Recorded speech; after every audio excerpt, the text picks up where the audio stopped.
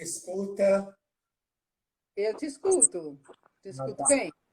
Tava, Bacana, mas agora eu te escuto bem. bacana. Agora são 20 horas e 3 minutos. Vamos dar início aqui ao nosso bate-papo. Vai lá hoje, fazer alguns comentários e passarei posteriormente a palavra para você, Marisa. Tudo bem? Tudo bem, tranquilo. Boa noite, senhores e senhoras que nos acompanham. Sejam bem-vindos nessa edição do Papo pelo Caminhos, do Instituto Caminhos na Mata. No momento, trabalhamos em home office, já capacitamos mais de 8.500 profissionais e também na questão de saúde ambiental. Quem estiver tranquilo, posteriormente depois pode visitar o nosso site. Nós disponibilizamos materiais didáticos, jogos na área ambiental, ferramentas como a pegada ecológica, o teste ecológico, artigos, textos, entre outros. Bom, Marisa, como nós estamos diante da Covid-19, né? O primeiro caso foi reportado no dia 31 de dezembro do ano passado, praticamente na virada do ano, na China. E aqui em São Paulo, né, nós tivemos um paulistano da cidade que foi para a Europa, mais precisamente para a Itália. Quando ele retornou no dia 26 de fevereiro, foi identificado como portador do SARS-CoV-2, isso em fevereiro. No dia 11 de março, a Organização Mundial de Saúde decretou pandemia pelo SARS-CoV-2, a Covid-19. No dia, então, posteriormente, 13 de março, houve uma transmissão comunitária aqui na capital do estado de São Paulo, e aí, desde o dia 23 de março, o governo do estado de São Paulo ele suspendeu as aulas presenciais. É lógico que outros estados, outros municípios seguiram depois essas orientações. E é lógico, como foi em 23 de março, são quase 3 meses, na verdade um pouco mais de 3 meses, nós estamos no dia 14 de isolamento social. Infelizmente nem todos podem ficar em isolamento, né? Os profissionais que trabalham na área de saúde, profissionais que trabalham em hipermercado, entre outros. Mas é lógico, tem os fatores econômicos, fatores sociais, então uma parcela consegue ficar isolada, outra não. É lógico, em casa, né, tem que ter algum entretenimento, alguma distração para cuidar da saúde, né, mental, da saúde emocional. E é lógico que filmes, séries, muita gente vê através da TV jogos, né, como baralho, xadrez, enfim. Mas é lógico que a literatura, né, livros para adultos e crianças é fantástico, porque nos reporta ao mundo da imaginação, da viagem. Então, a nossa live de hoje, né, o título é Literatura Infantil em Tempos de Pandemia, Diálogos e Reflexões. A nossa convidada é uma pessoa muito especial, é a professora doutora, né, Marisa Garcia. Ela é graduada em Pedagogia pela PUC de São Paulo, mestre em Educação em Currículo pela PUC, também de São Paulo, e doutora em Psicologia da Educação.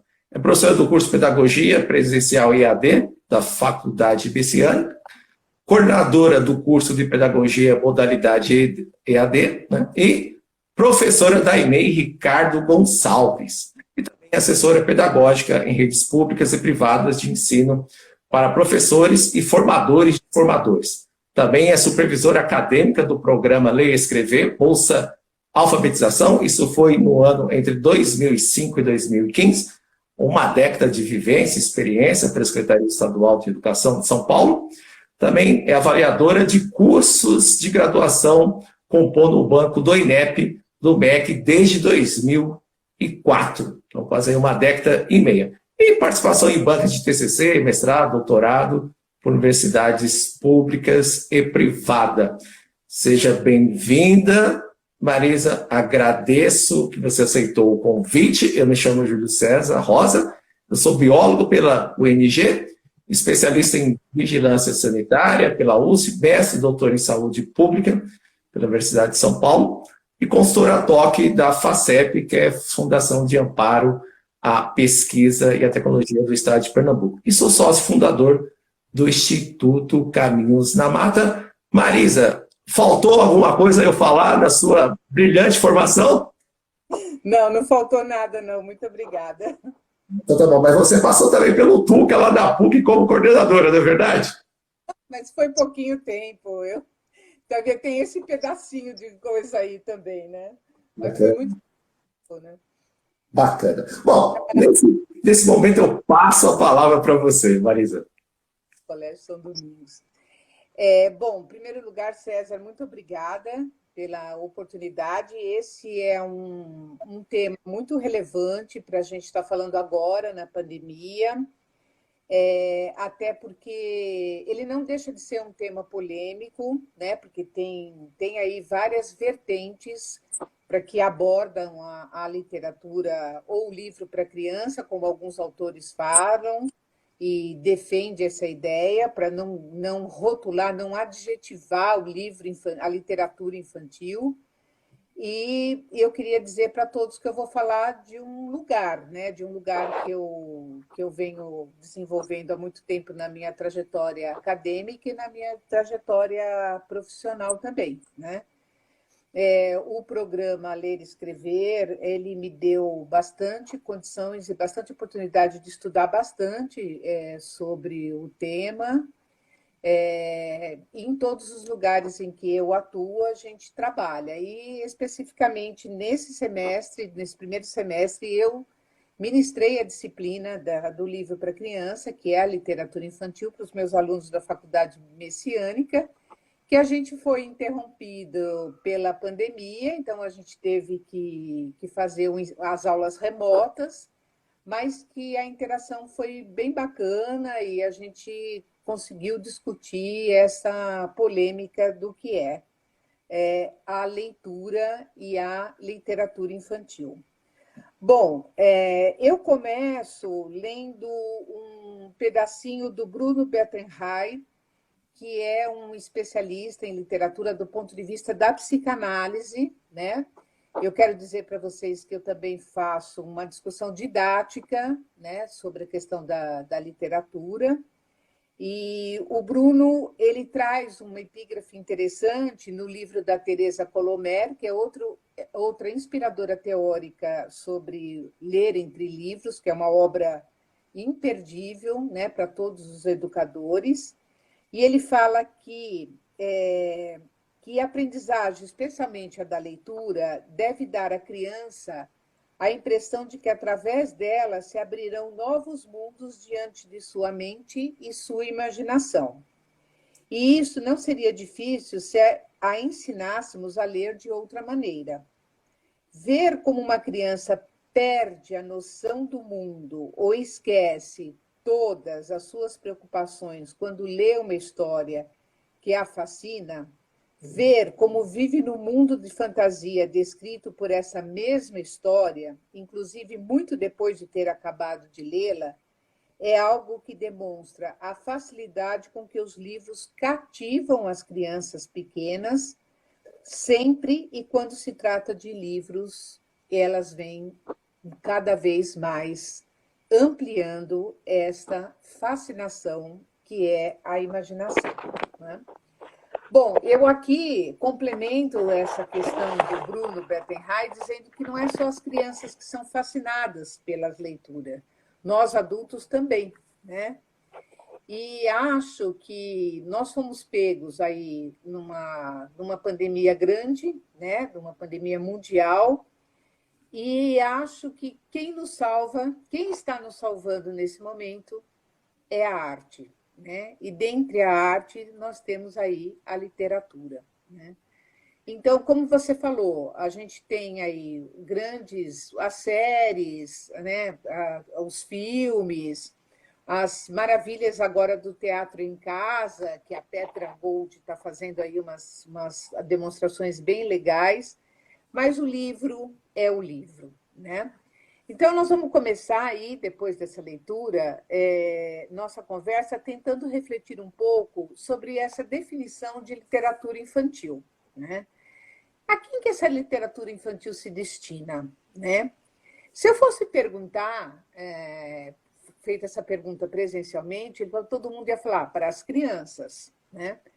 Mas vamos pensar um pouco melhor. Quer dizer, o fato da literatura infantil ter seu público voltado para as crianças, ela modifica alguma coisa a literatura, né? É uma literatura diferente por ser o da criança, né? Para quem está nos ouvindo, né? Já leram e gostaram muito de um livro infantil, mesmo não sendo crianças, né? Por que rotulamos a literatura lida e destinada para as crianças e jovens como literatura infantil? E quando a gente fala de literatura de adulto, a gente chama só de literatura, né? Então, os livros infantis, eles não são destinados só às crianças infantis. Quantos de nós não nos lembramos dos contos de fadas? Quantos de nós não adoramos um livro que vamos ler para os alunos, que vamos ler para o aluno de qualquer série, né?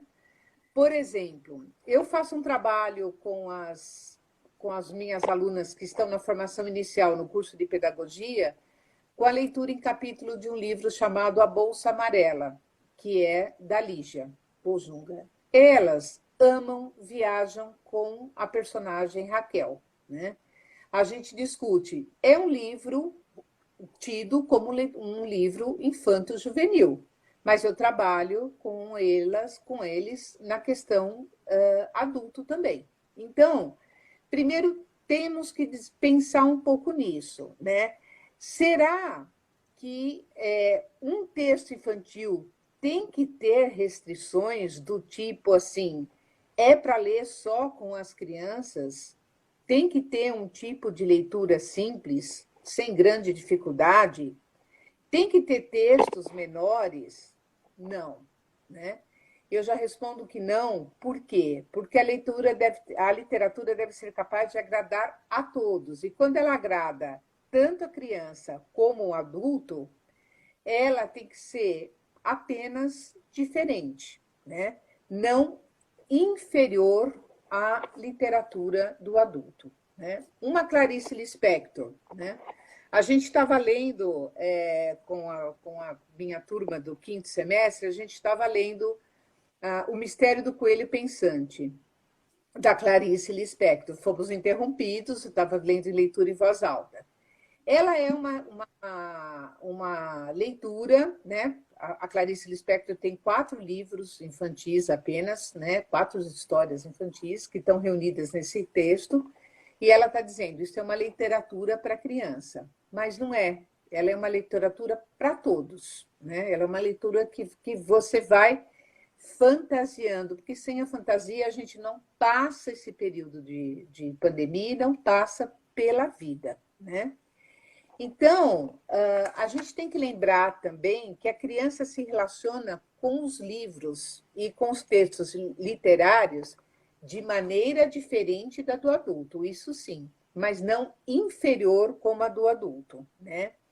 Ela se relaciona porque ela tem uma singularidade, né? Essa criança tem uma singularidade, ela é um leitor em desenvolvimento, é um leitor, por ela ser um leitor em desenvolvimento, ela é um leitor muito mais aberto, né? Muito mais, ela não tem preconceitos, ela não tem esquemas cristalizados, né? A percepção que a criança tem de um texto literário, ela é muito mais livre do que de um adulto e é muito mais abrangente, né? Então, oferecer um texto considerado um texto infanto-juvenil ou um texto infantil para os alunos adultos, ele tem me dado experiências maravilhosas, porque ele tem me dado a certeza que eles estão entrando e fantasiando nesse mundo da literatura de uma maneira muito, muito boa. E isso pode formá-los de uma forma de uma maneira que eles vão fazer isso com os futuros alunos que eles terão